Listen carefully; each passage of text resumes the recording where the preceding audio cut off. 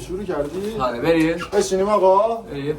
سلام علیک آقا مرد. سلام بچه ها، خوش اومدید چنل گایز. خب آقای محمد مهدی خان. اولا این کان رو دگونو سرت گایز انگلیسی و اسپانیایی قاطی شد. محمد اصلا بچه ها خوشحالم دیدنتون. ویدیو اول ما رو حمایت کنید. مرسی آقا سلام. سلام. خب بچه حمایت کنید. چیه عقبیم تا 13 اسفند دقیقا در روز مونده عید. هدفمون تا 25 اسفنده بشیم 100 یه کاسه بذار. هنوز تو یوتیوب ثبت نام نکردیم. هنوز نیومدیم. یه کاسه بذار کمک کنم.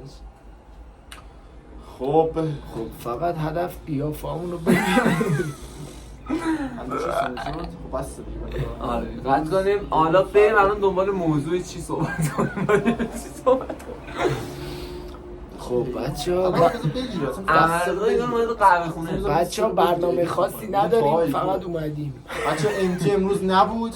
امسی مهتا میشناسم. امتی امروز نبود. برنامه سرما خاصی نی، فقط اومدیم. با هم دم ذرت برنامه همینه. برنامه سکوت. بابا کودک 20 دقیقه برنامه ویدیو فقط ساعت اینه که مهمون داریم آقا.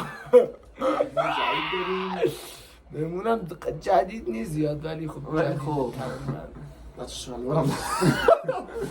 خب بچه ها تموم شد ویدیو تا برنامه بعدی. خدا خدا یارتون آقا.